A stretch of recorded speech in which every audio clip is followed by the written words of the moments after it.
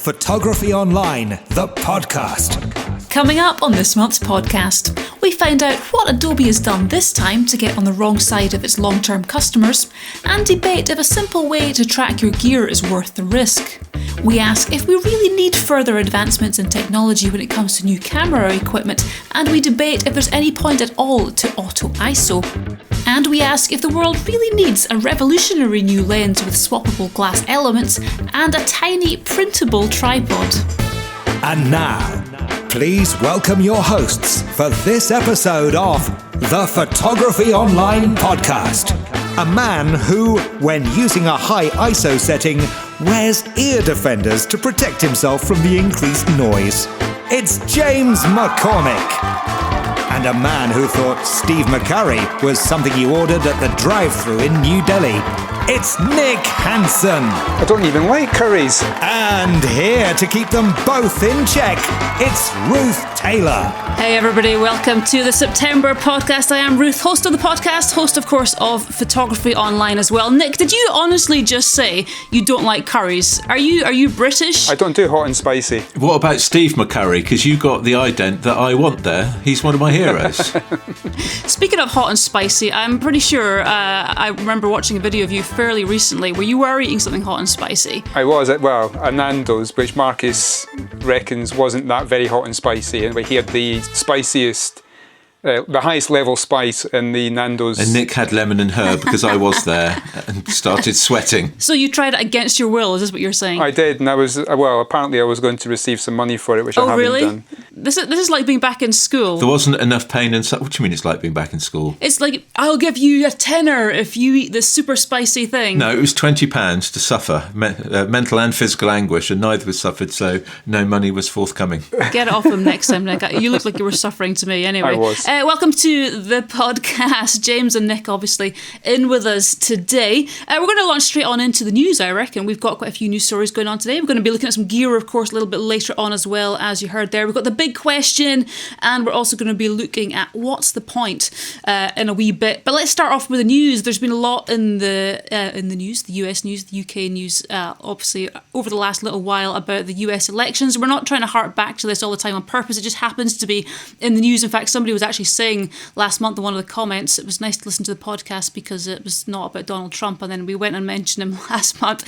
Kamala Harris, Nick, this month, so we're shifting parties, but we've got a bit of a story around AI and photography. What's been happening? Yeah, so this is when Kamala Harris, she arrived at an airport in Michigan for a presidential rally.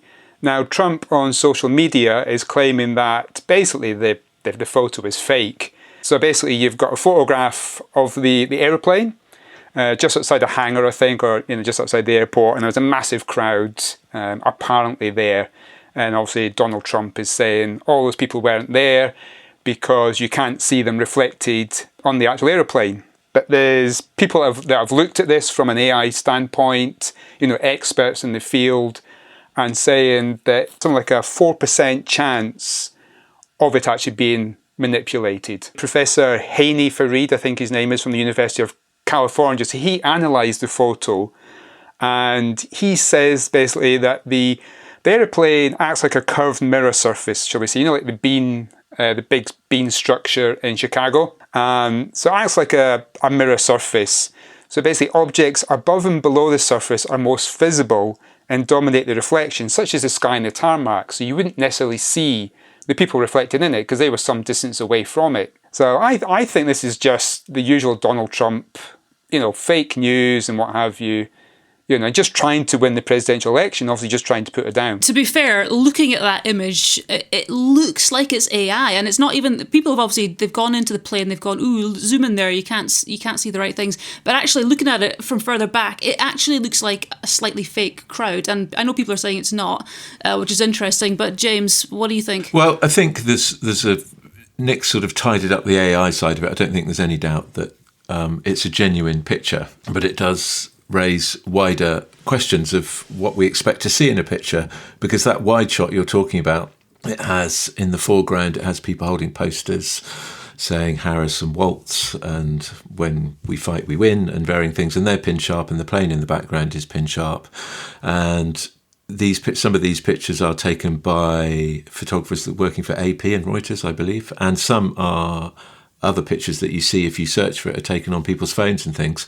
And what it's showing is that it's about the depth of quality in all cameras, from a phone camera through to, a professional photojournalist camera as well. And it's showing basically that you can get things sharp from front to back in a way that wouldn't have been possible just a few years ago because of noise, and you wouldn't have been able to get that depth of field with those particular lenses. But you can now, and they're also quite heavy crops. So you can see from the angle that the pictures are nearly all taken from, and it's quite a low perspective, that it looks as if the crowd goes all the way to the plane. Now, there's a huge Secret Service detail. You can see, if you look closely, cars, and there's almost certainly, I don't know, whatever it is, 50 metres between the plane and the front of the people. But that will have been deliberate.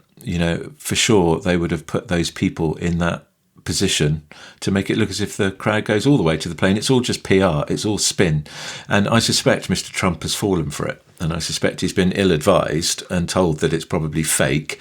Well, it's not actually fake. It's just a clever bit of manipulation of photography. And that's been going on since photography was invented and since art was invented, since we drew on the walls of caves. Yeah, in the same article, there was, lower down in the article, there was a particular photo where some people's hands were circled and they look very kind of strange, elongated hands, just strange looking fingers. And I think that's kind of one of the things they're coming from. Someone was saying that AI generation doesn't do very well with hands.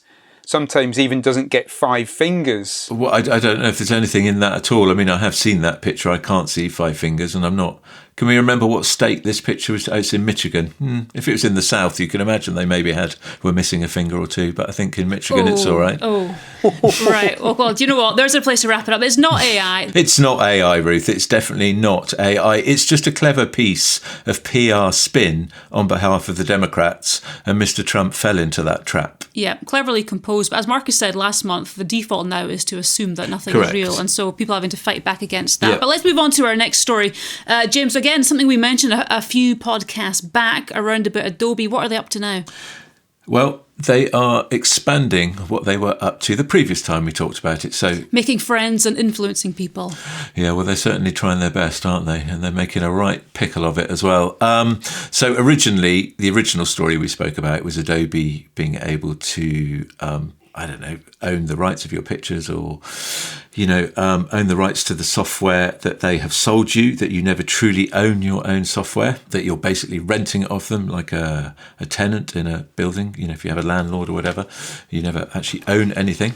But now what they're saying is that basically if you are using older software that they are no longer supporting, that they're going to come after you and sue you. Now, I don't think there's anything too much to worry about, because most people that use older software are probably doing so offline. And secondly, I suspect Adobe have got better things to do than come after little old you or me, Ruth. But now, James, just before people start panicking, this is not referring to people who've still got the old school. It's installed from a CD. This is actually the old Creative Cloud, and that's what they're saying. You can't use the old versions anymore if it's the online. Yeah, you have to let them update it, because if you don't, you're in breach of terms and conditions which you clicked 100 million years ago without reading. Now, it opens a wider question as to whether, they have a right to do this. Well, undoubtedly they do, according to their lawyers at the moment, and according to the outraged, everyone's always outraged on posts on social media, aren't they? Personally, I don't think it's anything too much to worry about. It's just one of those spells in the world and life that we're going through, where these stupid big behemoth companies are overstretching, and in the end they will get reined in for this, and they are probably slowly but surely shooting themselves in the foot. That's not easy to say, but they will have to change all of this going forward, I'm sure of it, and there will be class action lawsuits in the States, or there will be monopolies commissions across the European Union that will look into this, and the States as well, and will look into this and say it's not right, it's not fair, you're basically persecuting your users, and in the end your users cannot be expected to read all these T's and C's and click OK just to use it. Plus, you've bought something in good faith, and they're telling you now that you didn't ever buy it, you just rented it. And that's not right.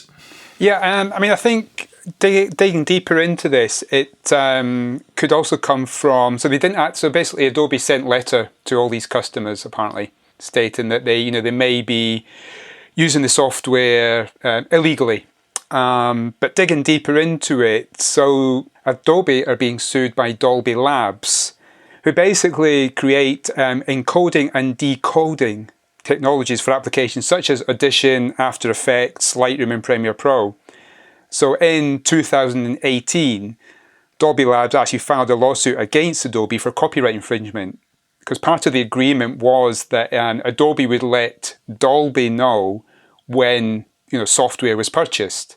Within this agreement, Dolby were allowed to audit Adobe at any point they wanted to, and basically found out that Adobe were not telling the truth and and how much of the software was being sold, so they weren't giving Dolby all the money they're supposed to. So if they're being sued for this, then that is probably why Adobe is saying, well, actually, our customers can't use it because we can't use the Dolby side. So in essence, Nick, what you're saying is it's all quite complicated, isn't it? And sort of above the individual's pay grade. But, they're saying that we don't own the software that they sold us. And that's not really very fair, is it? It's not, no. No, I mean, obviously, we've purchased this software in good faith, and now they're saying, we can't use it. They need to get their act together because that's just not on, is it? Plus, getting an email that basically tells you you're doing criminal activity is never something anybody wants to get. Adobe seem to be doing more and more to kind of get themselves in people's bad books, and just waiting for the next story to come out, basically, at this rate. Yeah, well, you're correct there. I mean, goodness knows what they're going to do next, but they really do need to. They need to remember who's important, really. And in the end of the day, it's all very well corporate's a corporate squabbling, but in the middle of it is us, and that's not very fair. Yeah, absolutely. Well, speaking of physical gear here, which is being taken away from someone, there was a story, interestingly, a couple of weeks ago about a photographer who had about 25 grand's worth of his stuff stolen, I should say, but managed to retrieve it in a rather novel format. Who was going to go for this one? Nick, you had a wee look at this. You watched the video as well. What happened here exactly? I did, yes. So I'm going to hash someone else's name here. I'm not quite sure how because he doesn't actually say in his YouTube video that I watched what his name was. I'm going to go for Benj Heish. Just go for Benj. That's what I'm thinking. Keep it safe. So photographer and YouTuber Benj had $25,000 worth of his camera gear stolen whilst on holiday in Copenhagen, Denmark, with his family. So basically, they were out exploring the city on bicycles. And two children with them who needed the bathroom, basically. So they had to rush back to the apartment they were staying in. And in the melee of kind of all the rush of everything, he locked his bikes up and everything. He had like an over-the-shoulder camera bag, and he kept getting in the way as he was moving around, just locking up the bike. So he saw that he just took it off his shoulder and put it in a front carrier, which was on the front of the bicycle. They all went upstairs, used the bathroom, whatever. And he went, "Where's my camera?" He wasn't sure, and he went back downstairs to the bicycles, and said camera bag had disappeared. Luckily, Benj had actually put some Apple AirTags within his camera. So I think he put one inside the camera. I'm not sure how you can do that. But he also has particular Arca Swiss tripod plates attached to the cameras, which have a little hole in it for the Apple AirTags, which I was never aware. I mean, I don't have any Apple AirTags myself. But it's a really good idea, I think. So it's probably something I'll look into, as long as you do L bracket versions, because I generally use L brackets. But the novel thing with this is he actually has a pair of Ray-Ban, what are they called? Ray-Ban smart glasses. So they basically got cameras in them. So being a YouTuber, he thought, well, I'll go in, use the software on my phone to try and locate my camera gear and confront whoever it is on camera. So he basically, after a little while of, because I'm not 100% sure how the Apple AirTag software works. It's like I think it's like what they call crowdsourcing thing. So it's to do with people with other iPhones and whatnot. But basically, he managed to find, he actually spotted his bag. I think it was like by this fountain or something. And these two gentlemen there, he confronted them, and obviously they were trying to say, no, this is not, this is my stuff. And he said, no, I can assure you this is my camera gear and whatever. And the upshot of it is he managed to get his gear back thanks to the Apple AirTags. I mean, you said you don't have any. I got one last summer purely because the amount of groups that come over to us who travel from overseas, and so many of them have AirTags in their luggage just so they could track where they are, and if the luggage goes missing. I remember one person saying it went missing, and they managed to actually phone the person and say, "Look, I know where it is. I know which warehouse it's in." So being able to put them in your... I never thought, as you said, about the cameras, but I've recently bought a camera bag, which one of the big advertising features of it was a hidden Apple AirTag compartment, which I thought was a bit stupid, to be honest, at first. But it's not a bad idea for that. But even putting on your cameras themselves, security-wise, it's a big deal. Your cameras get nicked all the time. Being able to, put something on that's quite unobtrusive, quite easy, actually, to trace it. And obviously, in this case, nobody got hurt when he went and confronted the guy. But that was it. He confronted these two gentlemen, and I think he actually says in the video about, I don't necessarily recommend you doing this. I mean, he says in his video, I don't recommend you doing this. In that bag was a Sony A9 III, a Hasselblad 907X with a CFV 100C back, which is basically the biggest back you can get for that particular Hasselblad, a Sony FE-P7 1635 f/G lens, another Hasselblad, and so on and so forth. So if I'd left that unattended on my bicycle, I might well go and look for it and confront somebody for it. And I'm not quite sure. I mean, that's an awful lot of stuff to be carrying around. However, you can't... Am I right in saying that he did actually give them something in the end anyway, Nick, or some money? Yeah, he gave them some money because I think they were homeless people or something like that. So yeah, he gave them some money. It was like the equivalent of 20 quid or something. Yeah, well, I mean, no one's condoning anyone nicking anything ever, obviously, but I mean, a bit of an idiot for leaving a bag like that with that amount of stuff. And I can't imagine what on earth was he photographing with that combination of gear as well. But the AirTag thing, Ruth, as you mentioned on some of the trips we run, are you one of the culprits now that has an AirTag? I do have an AirTag. Is that you? Because everywhere we go, if you travel with people that have got AirTags, your phone constantly tells you that somebody is with you, an AirTag with you. I mean, it drives me absolutely mad, and I never knew that was you. Well, it's not me. I do it for the occasional trip, but you're right, you get messages saying there's an unidentified tag near you, and you assume, someone's planted it on me, or they've planted it on my vehicle. I just was hoping I had a stalker, and now I don't. It's, definitely not that. Then you have to figure out everyone's settings because they can't turn things off. But from a security point of view, there's been a lot of stories recently about, photographing in cities. You've got these camera bags, and they do things like, get a really unobtrusive camera bag so people can't tell. But obviously, it's a dangerous thing these days, and short of, stabbing someone with your tripod spikes, an AirTag or something similar is quite a simple and effective thing to have. It is, but just I wouldn't, joking aside, I wouldn't go confronting people. I wouldn't say that unless you're 6'4" and don't have much to live for, which is me. Right, well, on that really, really depressing note, let's not go into any deeper into that. We'll leave that for your therapist, James. Last story we've got here, police demanding to see photographs taken by a news photographer at a riot. Now, again, we did mention something, I think maybe possibly our first ever podcast or second, we had a news story about a professional news photographer who was photographing a crime scene. This is something kind of similar. He was photographing some of the riots that have been taking place in the UK in the last month. Police wanting his images, which leads to a whole other kind of level of discussion around, can they do that? Who owns that? Not necessarily who owns them, but, the rights of journalists to hold their images and not give them to anybody else. And I know this guy in particular was saying his main worry about handing over the images was that the people that he was photographing, the rioters, would see him, and I think some of them knew him, they would identify him basically as a snitch and someone who was working with the police and handing over stuff. There's so many levels we could talk about this, but James, what do you think? Well, of course, it's an unbelievably complex subject, and it doesn't just apply to journalists either. It applies to written press who make notes, and it applies to general public who might have their phones and be videoing it as well, and whether the police have the right or not to view or look at the content, be it whatever it is, be it written notes or, in this instance, pictures. So it's a sort of an amendment, right, if you're in America, and it's a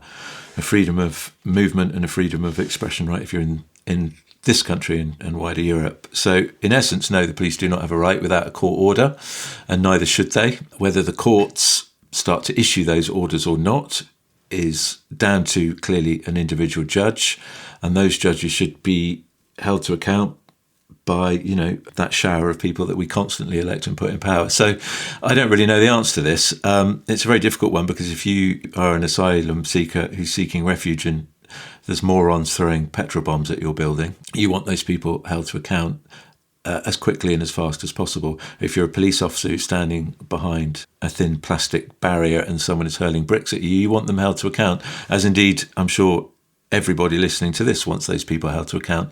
But are they held to account at the expense of journalism, the expense of privacy? I don't think anything should ever trump that. So no is my answer. The police should not have a right without a court order, and those judges should err on the side of caution, because freedom is more important than a few thugs being locked up. Interesting. Any take on that, Nick? No, it's not really my kind of forte, really. I think James, has a lot of knowledge on this. Going by the previous story we talked about. I would just probably, I would agree with everything that he's saying. Do people not throw things to you at the Kerrang, Nick? Well, I have had one incident, but I won't go there. The gentleman Joel Goodman, and one of the articles that I read, he says that even in quite mundane situations, acting visibly in his job, he's received random threats and abuse just for doing his job. Is that from the point of view that people think that he is a snitch? I think it's beyond whether it's a snitch for the police or not. I think it's a wider point than that, really. By the way, the police do routinely video and take stills themselves at all of these events. But that, again, is slightly besides the point, because there might be an angle that they haven't done that a photojournalist has. And I think we have to accept that there's a compromise in society where freedom is more important than anything, because without that, we're walking into a world that none of us want to live in. It's difficult when it's law, though. These are people that have obviously, the police are aware that crimes have been committed, laws have been broken. Someone out there with a camera has pictures of this. It's not just a case of. But remember, Ruth, it is down to a judge to issue that order. The police do not have the authority to do that, and neither should they. And they throw their weight around on the streets. I was personally, I would say, and I'll use the word, accosted by a policeman on election day this year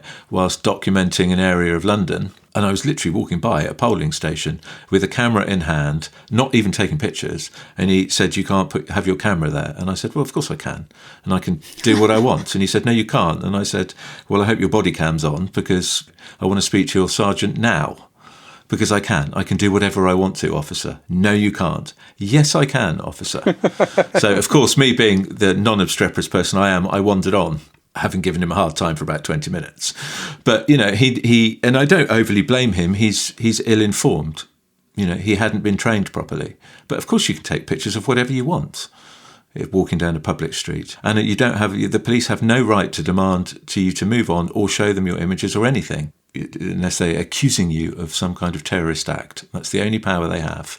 So it's a complicated one, but in the end, freedom is more important than anything else. And the police do have a route to see those images if they want to, but it's a proper route. It's a route via a judge who will issue an order. All right, well, let's leave that there and move on to our next feature. The big question. It's a question, and it's big. All right, well, just before we go on to this month's big question, we wanted to briefly just answer a question that we had sent in around about last month's big question, and the discussion around who actually owns a photograph. We were talking about competition entries. It kind of veered into that territory. So we just briefly want to mention this. We had an email sent in from Chris Halliburton. He said, "I've listened to this month's podcast, and Marcus mentioned about entering competitions and whose photo is it. He says, I refer to the fact that if anyone goes on one of your courses and one of you tell the customer to use this setting or frame it like this, it's not the customer's photo, so they shouldn't enter into competitions." This being said, the lady in Manhattan that Marcus offered to help the husband and he refused, whose photo would it have been if Marcus had helped her, and could she then have entered it into a competition? He says, "I'm just a little bit confused on this whole subject." That's from Chris Halliburton. Chris, thank you for emailing back in. Nick, have you got any thoughts on that just briefly before we launch into our this question for the month? Yeah, so it's a very good point there. So I don't think there's any difference from someone having taken the photograph on a workshop that we've set up, done all the settings and what have you, and then Marcus helping this person in New York. You know, it's not a workshop, but he's had an influence over the capture of the photo. So if somebody wandered up to you when you were taking a shot, say in a national park somewhere, and they said, oh, look, your settings are a bit funny, let me show you how I can help. You got a stunner of a picture out of it. You thought, this is really competition worthy. Would you kind of hesitate? Would you put that in? Or would you think, no, someone's helped me, it's in breach of the guidelines? It's a hard one because you can't, nobody can come to you and say you were on a workshop. So you know that you could probably get off with that. Well, if I was the one who composed the shot, you know, so I think a big thing is, you know, the first big thing is for me is composition. You know, so you've set up the composition, but then you have to capture it correctly. So you have to capture the light correctly. So yes, if someone has influenced the settings to capture that light properly, this isn't easy. I'm not going down that route. It's not easy. Chris, I apologise we haven't given you a clear answer, although I think possibly Marcus did email you back and try to help you a bit better than we have. I think Ruth, it's a very, very simple thing. If you're going to enter photos in composition, set them up and do them on your own, basically. It's as simple as that. In any form of competition, be it anything from the RPS all the way through to a local camera club, if you're going to enter a specific image into a specific category in whatever that pointless competition is, and you know my view on photo competitions, the results are pointless. Entering them is not, but the results are. James. Then stick to the guidelines. It's not that, don't have any outside influence. You're asking the wrong people, Chris. Anyway, right, let's move on to this month's big question. Do we need further advancements in technology when it comes to camera equipment? We discussed this quite a lot last month on the show. We weren't meant to, but we did anyway.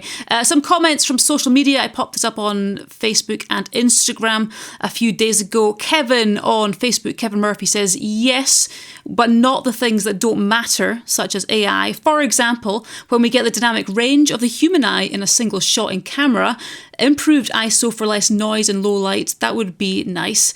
Dave Doohan, also on Facebook, says security features to stop people thieving your £2,000 plus camera. Definitely, if even cheap smartphones have pin, pattern and fingerprint locks, why not digital cameras? Which is a really interesting point. On Instagram, Matt Music Mike said something to prevent theft. Again, would be nice. And Dodzy Photo on Instagram said, I probably only use 60% of the functionality, so why not have purchasable options? If I want video, I can add it. If not, then I just buy stills. As I said, we discussed this a wee bit last month, and you guys pretty much came to the conclusion that we're on overload. I was interested to see some of the people's comments around things that were not necessarily photography related, but things like, because people say anti-theft systems. Someone mentioned having a fingerprint on it, a fingerprint tracker, or whatever they're called. Some other people there are saying, why not have a PIN number to get into it? It'll make it less appealing to thieves, stuff like that. But the overall thing is, no, we don't need more. A lot of people saying that. We don't need more tech when it comes to cameras, but some other stuff would be good.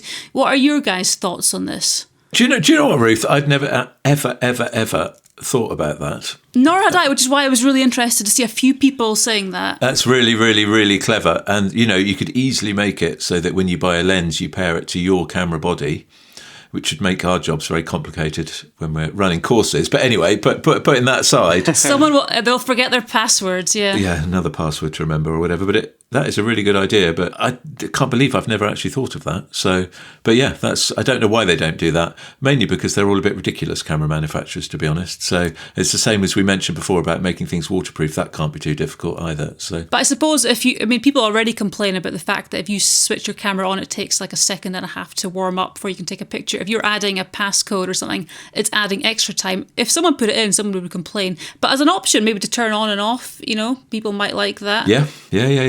But in terms of actual in-camera tech, which has been, obviously the manufacturers have been adding AI and all the rest of it. Well, you do realise that you're asking entirely the wrong person here, because I don't use anything. All right, Nick, what do you think? What do you think? We've got the old school down the bottom, but Nick's a little bit more progressive, shall we say. Would it be beneficial? What could be added that's useful in terms of tech inside the camera? Because that's what they're doing now. They keep adding tech, and people are getting a bit fed up, I think. I don't think they can. Just one thing on Dodsy's photo. So he said, I probably use only 60% of the functionality, so why not have more purchasable options? No. I don't think that's a viable option for the manufacturers, because that, you're going to have 2, 3, 4 different variations of a model.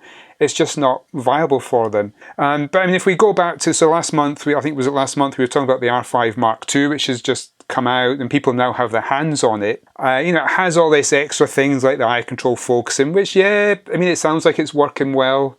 The pre-capture, do we really need pre-capture? I don't think so. Because a lot of these things come back to, it's taken away from the skill of the photographer. Every time they add these new things in. Do you know what though, Nick? I'm not too worried about it taking away from the skill of photographers, because I still believe that the cream rises to the top. New teeth, Ruth. New teeth. But and you might have said that. I think I spoke about it on a previous podcast about, a friend of mine who's a horse racing photographer. Yes. And many years ago when autofocus came out, he thought that was the end of his career because he was particularly still skilled at predictive focusing, manually predictive focusing. So, as all these different things come out, particularly autofocus, they only add to it. I think the question is more, does it... without going down a previous podcast route, does it spoil the enjoyment of photography? I believe it does. Does it, not necessarily for those that earn a living at photography, because I don't think it affects them in any way at all. You kind of know what you need and what you don't need. But I do believe for people that are, using photography as a tool of enjoyment, apart from a very few extremely tech-minded people, I believe it takes away from the creativeness of photography. And I think that's a far more important thing. And it also is meaning that the photographers have the manufacturers, you can feel that they've kind of peaked. They don't know what to do. They're flailing around, adding all of this stuff in, rather than, as we said, adding in a security feature or making a camera truly waterproof or whatever it might be, doing sensible things. And, you mentioned earlier about the 5D Mark II is now very recently starting to be delivered into people's hands. The R5 Mark II, yeah. R5 Mark II, yeah. How hopeless I am at all of this stuff. But anyway, the thing that strikes me about it is, as a photographer who I won't name, but we all know, and I follow his work and I quite like some of his work, but he's out testing that camera at the moment, having just been delivered one, and the first thing he's going to do is post videos on how to set it up. And I just find that really disheartening, really. Yeah. That is so disheartening. Rather than actually, here's a photograph I've taken, how to set it up for landscape, how to set it up for wildlife. Oh my goodness me. Really? Is that the first video you're really going to make? And it's nothing against him because he's a great photographer and a very enthusiastic young guy. But I find that is a little on the depressing side, really, that's where we've come to with technology, that the first videos you see or the first images you see about how to set this thing up, it's like a rocket ship with its menus and everything. And that just takes away, as I said, from, just turning it on and having a look through a proper viewfinder and taking a picture. But, autofocus is better, dynamic range is better. Oh, and one last thing, Ruth, because I can see, because we can actually see each other, by the way, for those that don't know we're recording, I can see when Ruth gets bored because her eye, she looks down. But one last thing about dynamic range is that the human eye, it's not a question of cameras getting to what the dynamic range can see. They've long surpassed what the human eye can see in terms of dynamic range. It's that the human eye, when looking at dynamic range, adjusts incredibly quickly. So you believe that you're seeing a greater dynamic range than you are. Cameras have long since passed that, a long, long, long time ago, 10, 15, 20 years ago or something like that. And producing images with vast dynamic range it's not photography, it's a different form of art. It's not a photographic form of art. So just to marginally correct one of the correspondents there. But I do take his point. What I find quite dangerous with the whole thing is how off-putting it is to people.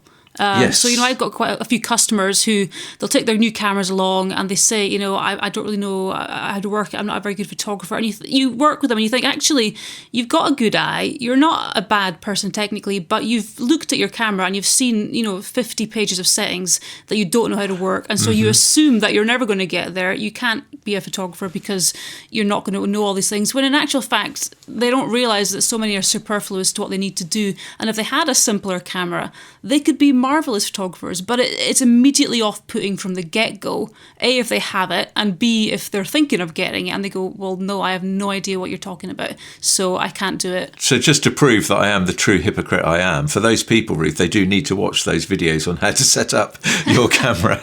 That's exactly what I was going to say. I mean, so these videos, in these people's defence, they will get lots of views on YouTube. And it was an attack, as you know, Nick. No, I know that. Yeah, I mean, I totally agree, because I saw it and I thought, oh God, this is the first thing he's going to produce.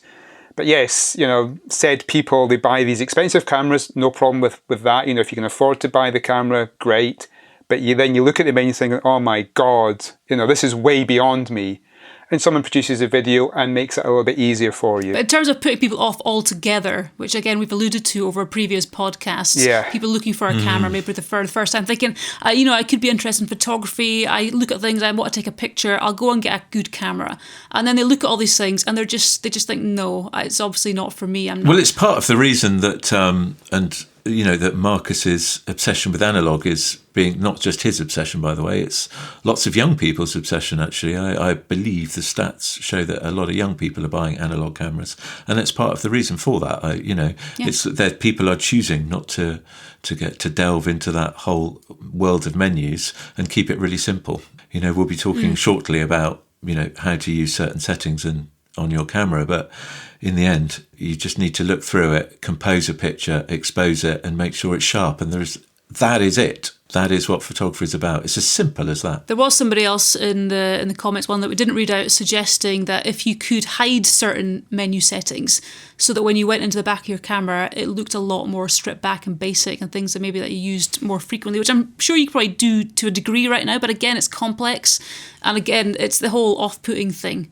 In the back end. Yeah, I don't know. I fear we're just in a world that's never going to change in terms of that. But I think we just have to get used to it more than anything else. And as for hiding things in menu, that's just got workshop disaster written all over it. Well, my two Canon cameras, they have like a favourites menu. So I put, it's just like your bookmarks on your web browser.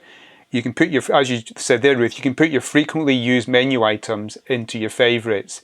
And I have so many customers that one of the first things I do with a customer is I go into their menus on their camera before we've even talked about composition or anything, and go through the menus, see if there's anything that I think that needs changing. And I get to the favourites menu and it's empty.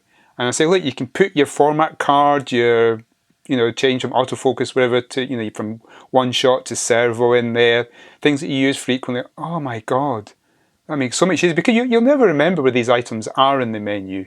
Just add them to your favourites. Yeah, again, if you know that exists, but if it's another menu setting you've been trying to find that menu setting exists, it's like a whole catch-22. Next time I see you, Nick, can you do that? Can indeed, James. It'll cost you that £20 that you owe me. Well, next month we're going to have, of course, another big question, so do keep an eye on our socials for that. But we're just about halfway through, wanting to take, again, just a couple of seconds to hi to some of the people from the places we don't expect to hear people from. Someone in Russia listening. We have someone in Russia, so you're very welcome, of course. And 8 people in Japan, which for whatever reason I was not expecting. And I don't know if it's because we've been... We've had a few Japanese-centric stories, haven't we, the last couple of podcasts. Maybe word is spreading in Japan. Well, maybe they can sort the menus out, because that's where the menus are put together generally. Well, yeah, if you're listening and you work for one of the big camera companies, get in touch with James. Or any of you listening, we always love to hear from all of you guys. Help on to mc2photography.com if you want to get in touch with us.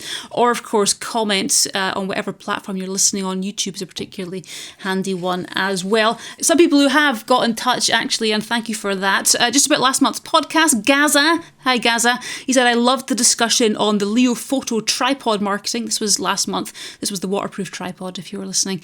He said, I was travelling north back to Lancaster on the M6 listening to the podcast, and while in heavy traffic in a 50-mile-an-hour zone, I laughed out loud that I must have got some strange looks from the other drivers as I was in the car on my own. It also made me smile when Marcus was comparing his Kingjoy tripod against the hype of the Leo Photo. I love my Kingjoy C85 and have to thank Marcus for that. It's superb quality and great value for money. So thank you, Gaza, for saying that. Stephen White, 921, said, I asked many of my friends who only use a photo to take digital images if they get any of them printed, and only one of them said yes, and they do it at the end of every year. They get a book made up. He said, I pointed out that all the family photos they've got stored on their phones will end up being discarded or deleted one day, and they just gave me that vacant look that Harry wears so well. Poor Harry's not here to defend himself. I believe that a print in the hand is worth more than a megapixel in the bin. Quite right too. If we got a round of applause, can you find one anywhere? I'll get one for that. I'll get one for that. There we go, a round of applause for you. Maybe the solution would be to make more film cameras and cheaper film and then get the photos developed, which is far more satisfying than looking at a tiny screen on the back of a phone and will last a lifetime or more. Just get them printed. And put them in a shoebox under the bed. That's all you need to do. Digital, it doesn't matter. You can do it. It's easy. I got a photo printed a couple of years ago. I went and sat for one of these, the large format cameras Marcus is so fond of. Anyway, just before he was so fond of them, somebody else on Sky was doing some, so I went and sat, and it was a tin type. Is it tin type they're called? And he gave me this, so I've got this plate at home, and it's sitting in my cupboard. Nobody wants it, because I had to sit for 8 seconds, and so my expression is not exactly perky. And so I even asked. So you sat there like a little old Victorian lady. I even asked my little niece, who would normally be like, yes, and she was like, you don't look happy. So it's sitting in a cupboard. It'll last 3,000 years.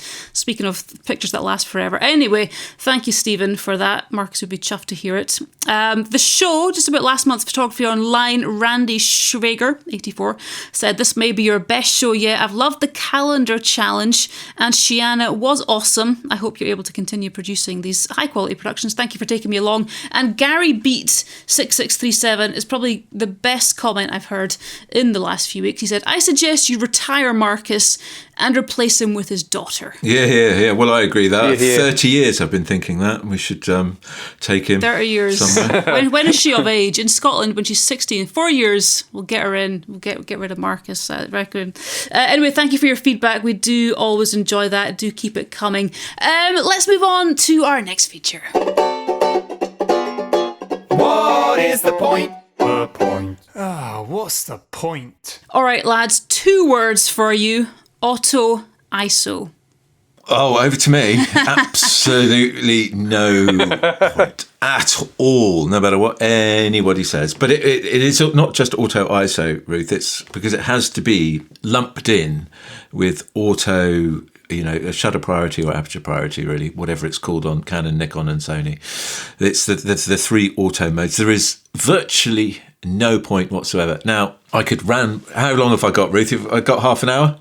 Is that all right? No, I was just going to say, just before you start your rant, for the uninitiated, what is auto ISO? So auto ISO is basically where the camera is assessing the scene as a mid-tone grey and altering the ISO. So you set the shutter speed, and the aperture. There are a couple of other ways, but let's go with that.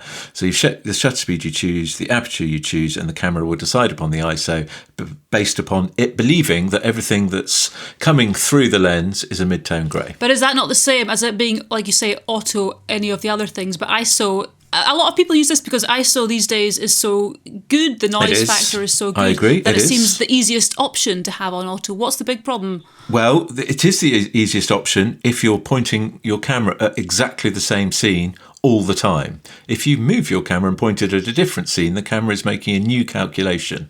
And do you know that calculation is correct? Well, if you do know the calculation is correct, then the chances are you're pointing your camera at another, hopefully, neutral scene. If your scenes are neutral, then you can use auto ISO. But in the real world, they very rarely are neutral. So, in other words, no areas of contrast.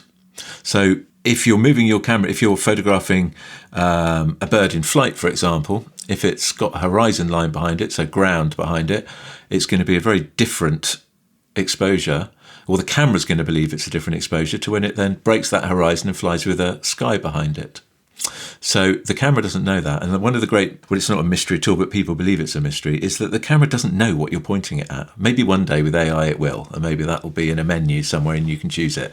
But right now, it might have eye detect, it might have all of that. But I don't believe, Nick, that eye detect talks to the exposure even in the most sophisticated cameras, does it? So it doesn't know that it's photographing a bird, and it certainly wouldn't know how big the bird is or the person or whatever it might be. No, I thought you were going to come from a different angle. No, not that it would know that it was a bird or whatever. But what I believe, if you had spot metering on, that the reading would be taken from the current focus point. So we could go down the spot metering road as you've opened that door all you like, but the only problem with spot metering is if you miss it by a degree or so, you're going to be way out with your exposure. So exactly. The simplest way is to use your camera completely on manual. If, as I say to people on workshops sometimes, and nobody's about, as it were, to help them out, and maybe things are going completely wrong, then just put it on program and press the down button anyway, because it probably won't be that far out, and it's better not to miss a moment. But in principle, shoot in manual mode, and that's manual aperture, manual shutter speed, and manual ISO. And if you are at all worried about light changing, then expose for the worst case scenario. So this is kind of it's an auto ISO, but it's a human auto ISO, if you like. So, and what I mean by that is expose for, if you're walking down a street and you want to take some pictures and there's a sunny side of the street and there's a shady side of a street, expose for the shady side of the street with enough shutter speed so that if a child comes out on a pogo stick bouncing around, you can freeze the action and the aperture will give you your desired effect. And in that instance, I don't know, you want f4 or f5.6, depending on the lens. And then set your ISO to that, okay? Whatever that would be on the shady side of the street. If, however, the action happens on the sunny side of the street, all you need to do is drop your ISO down. And people might say, well, why don't you use auto ISO in that scenario? Because in effect, I'm sort of being the auto ISO myself. Well, the reason is that somebody might be standing in a doorway and it's a very dark black doorway and they might be wearing a white top, for example. The camera does not know that. The exposure is not going to be correct. So it's going to throw the exposure way out. So it's just going to read the whole black doorway.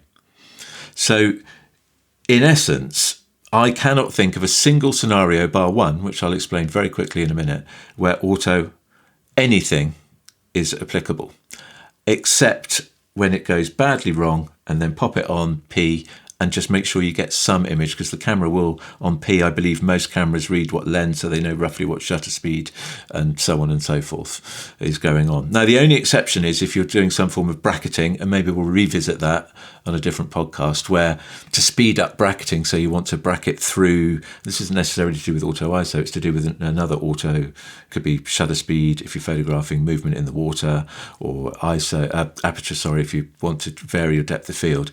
There, you can set an exposure compensation value, and then you can work through by just changing one button at a time and work through bracketing, varying apertures or shutter speeds or whatever it is you want. But we'll revisit how to do that, because there are certain complications with that as well at another point. But in terms of auto ISO, not for me, Nick. I don't know about you. Do you ever use it? Do you recommend it on workshops? No, not at all. I mean, primarily my workshops would be landscape. When I first started, I did a lot more wildlife photography. Never used it. Was that because my cameras, well, no, they would have had auto ISO at some point, but I never saw the need to use it. I just exposed what I thought was properly.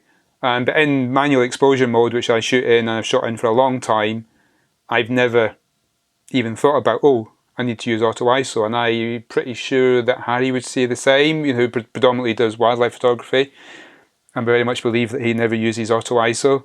So it's definitely not something I would even mention during the workshop, because it's not necessarily in any way, shape or form from a landscape perspective, because you'd basically, normally you set your ISO to the lowest base ISO the camera has to get the best quality out of the sensor. Absolutely, and that's where, when I was talking about walking down a street, and the same thing would apply to bird photography, birds in flight, or whatever, you would set your settings for the worst case scenario. So if the bird's likely to fly through some shade, set it to that, and then track the bird. And if it flies through something a bit brighter, just increase your shutter speed. Because people would say, well, let Auto ISO take care of that. Well, it won't take care of it. Chances are it'll expose it incorrectly. So in which case, you'd have to dial in exposure compensation. So save that extra step of exposure compensation. Just do one less step and expose it correctly as best you can anyway. And that best you can thing, people worry about. And they think, well, it's not going to be good enough. Well, the chances are, with a bit of practice, it's going to be better than the camera's best it can. So are there any situations, James or Nick, where Auto ISO could actually be an asset? Because there are plenty of people out there who do use it, and I'm sure you get decent enough shots. You're talking about situations changing, things like that. But Nick, you said as well, landscape, if you've got it on a tripod, obviously you can do it all manually, but Auto ISO is there and it is much used. Are there no situations where it's an asset at all?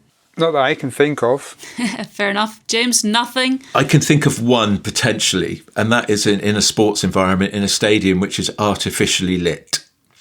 But even then, I can see a scenario where someone is in front of, I don't know, the football goes up and I don't know, they're in front of a spotlight, or the tunnel where the players run down suddenly becomes the background and it's a small player at a distance in a football stadium. Auto ISO is going to fail there. I'd love to know. I mean, I used to know a couple of sports photographers actually. Maybe I'll give them a call and find out what they do. But I would be amazed if they don't use anything other than manual exposure, even in those situations.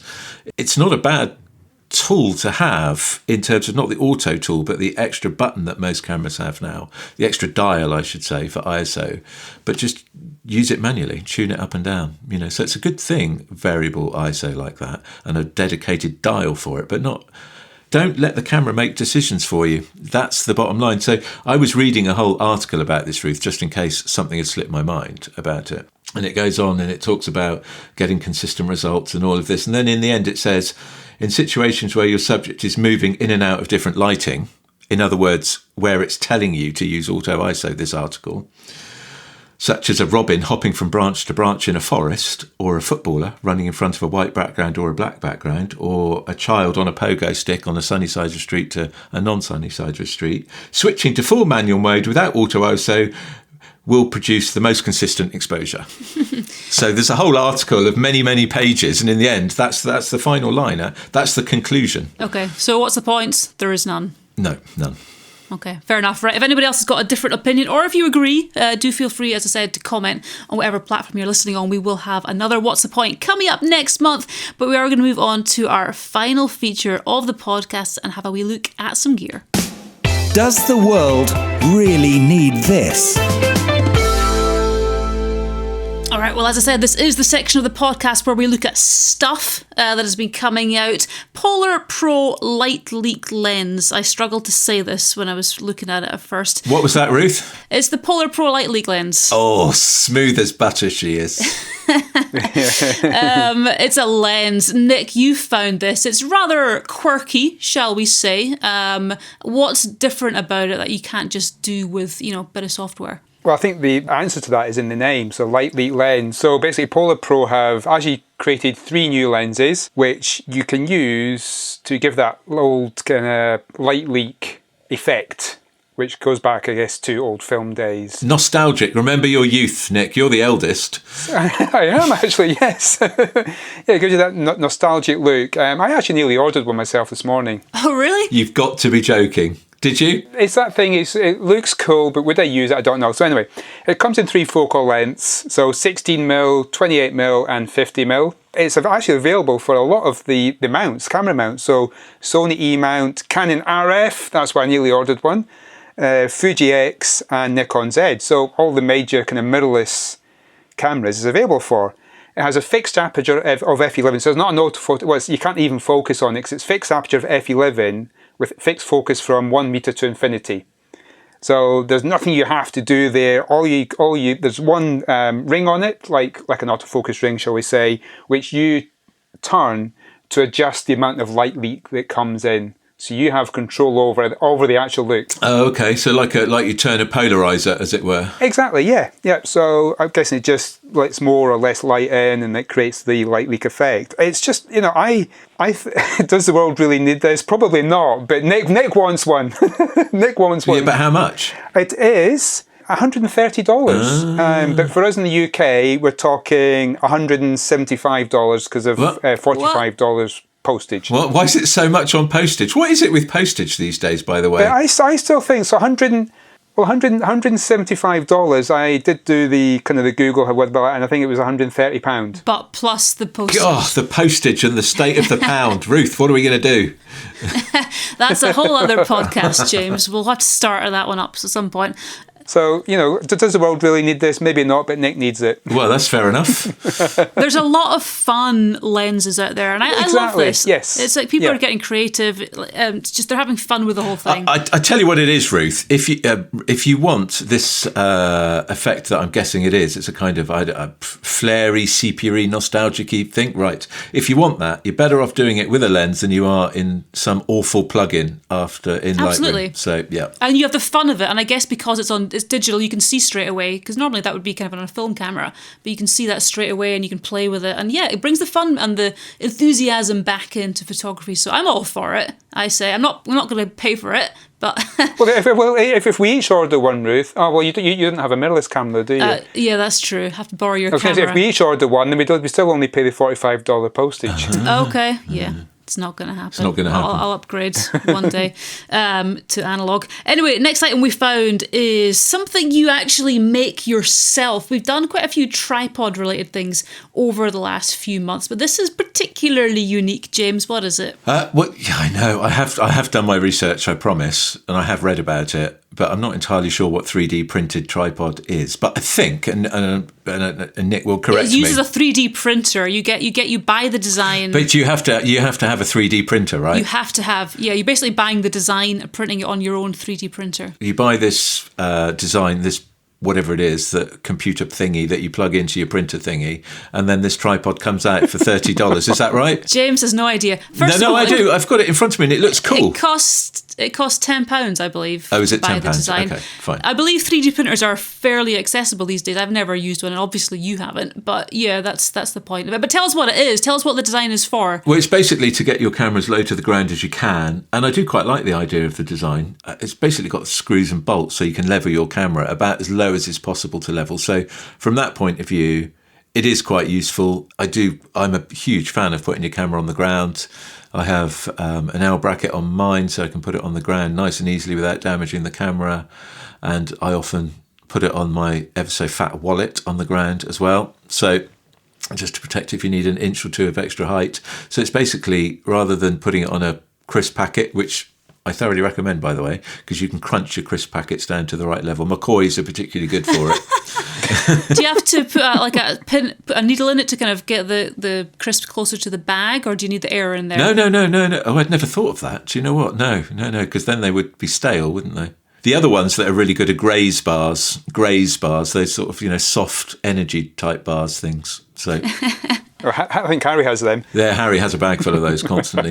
But they're really good. So this is kind of an upgraded version, but I do quite like it's kind of, I don't know, it's so simple. It's so sort of mechanical that I quite like it, watching the video of it. These little bolts that you can, I don't know, create a platform for your camera. It just looks like almost like a little door wedge, doesn't it, with bolts on the end? It does, yeah. It's an extraordinary little thing. I suppose if you've got a 3D printer and you understand how that works, and it said something about the stuff you put into the 3D printer, I don't know what that is, some kind of plastic or something, plus the program, $10, I suppose, £10, whatever it is, you can't really go too wrong. But it's not as good as a bag of crisps. Right, fair enough. What's the point? There could be one, but not if you have got some McCoys. Could be. It's nice and it's fun.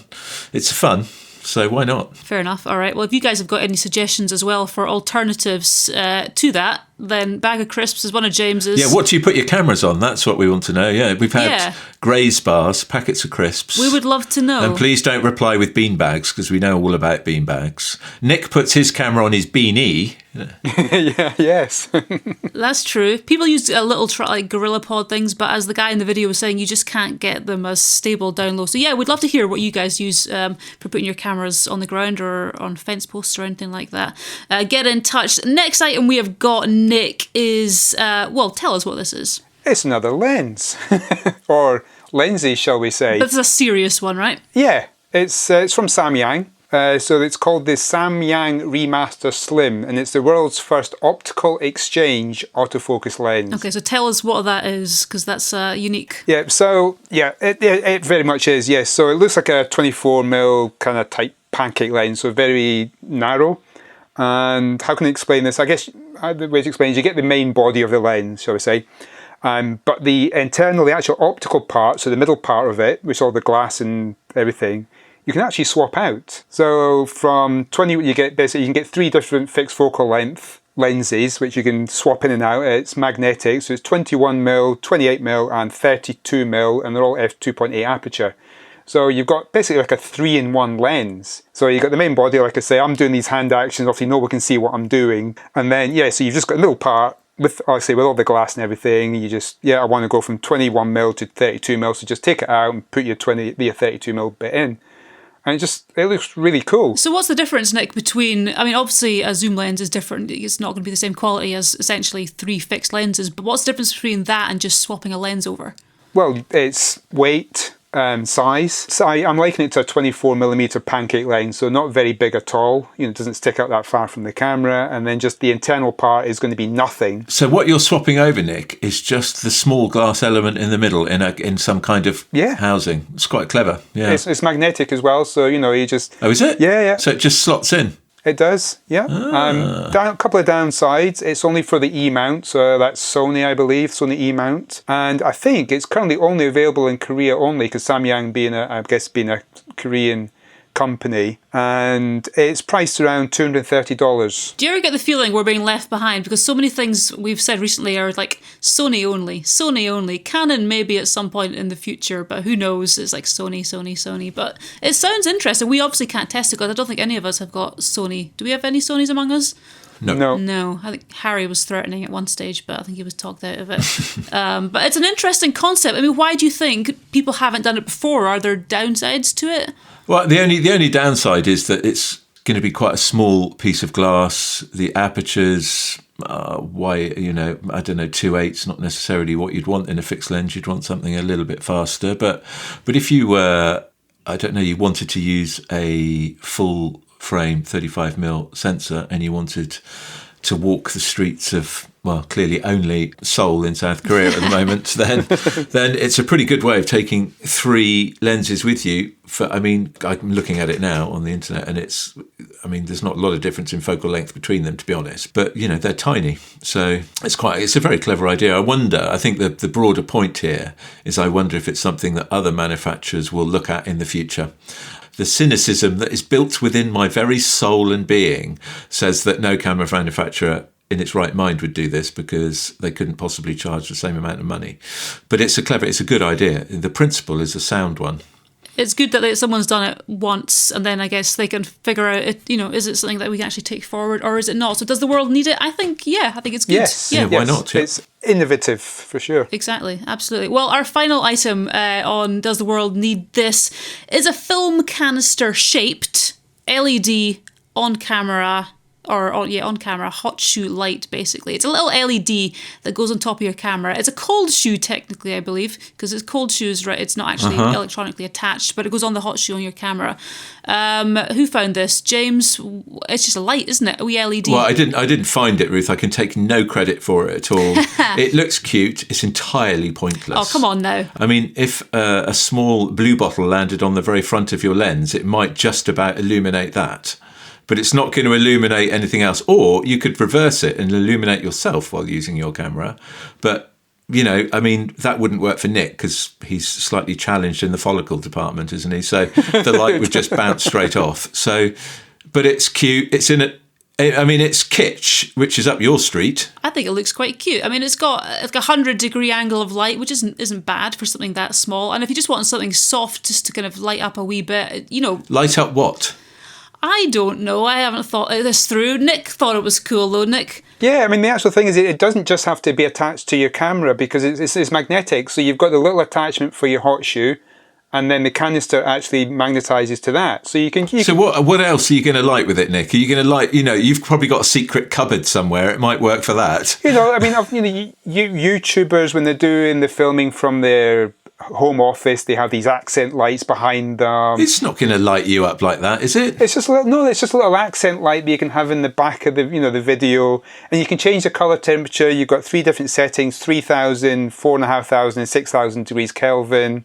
It's for $7, it's not much. Is that all? All right, how much is the postage and packing? However, yes. Is that what the however's for? $7, so that's about, £6 maybe. Shipping to the UK is $25. So I think we should all order one, and then it'll be the same postage. So $25, say maybe for one for each member of the team, so 5, 6, That's not a bad make idea. it worthwhile. But James doesn't want one, so we can just keep his one. Didn't James and yourself, Nick, lose all of our good LEDs a few months ago? So I will fully admit that was my fault. That was my fault. No, they have been refound. They were found? That was my fault. It was my fault. Although I blame Nick for putting them away neatly in the back of my car. I was not aware they'd been found. I thought they were lost forever. All right, no need to get the $7 lights sent over in that case, but they are kind of fun. They are fun. Do you know the irony of those lights, Ruth? About 2 months before that, I spent more than $7 by a factor of, I don't know, quite a lot to buy some lights like that, and then promptly 2 months later found the blinking things. I think if it had Kodak on it, it would be different. I can't remember what it says on it, but if it said Kodak on, as in film canister, I think that would make it more. Then they could go with my socks, which you so kindly didn't buy me. Yeah, exactly. I haven't seen these mystery socks yet that James claims he has. Nick and I wanted them. No, a true friend bought them for me, Ruth. You just promised such. I don't believe I even promised. I think Nick and I decided, did we not on the podcast, that we couldn't afford the postage, which seems to be the postage again. the prevailing theme on all of these things. But anyway, it's a little LED hot shoe light. It is cool. Nick wants one. I wouldn't mind one either. James doesn't need one now that he's found our LEDs. I was going to say, for those of you who are not aware of the story I was referring to there, we had a pile of LED panels we were using for various things on one of our trips, which never came back. And James and Nick got the blame, as they rightfully should have. And it was my fault. Yeah, I did not know they'd been discovered, so that's happy news. No, it's recent. It was a recent discovery. They were, Have you told Marcus before he goes out and gets a whole bunch of other ones? Oh yeah, no, I told him immediately.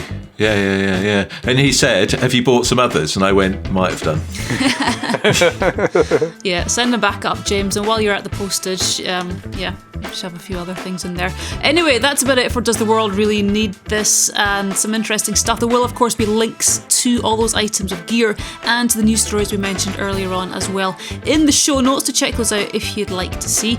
Coming up on our next YouTube show, we don't actually have a date for the next YouTube show, I should say.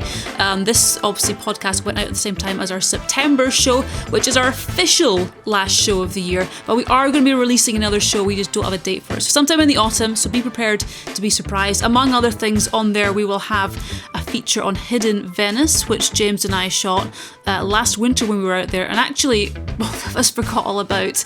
I think we filmed a couple of things when we were out there, and one of them went out on air, and we just forgot about the other one. So anyway, it's a really good feature, and if you're planning heading that way at any point, we just find some really interesting spots that are out of the usual routes, and so that's coming up with some other things at some point this autumn.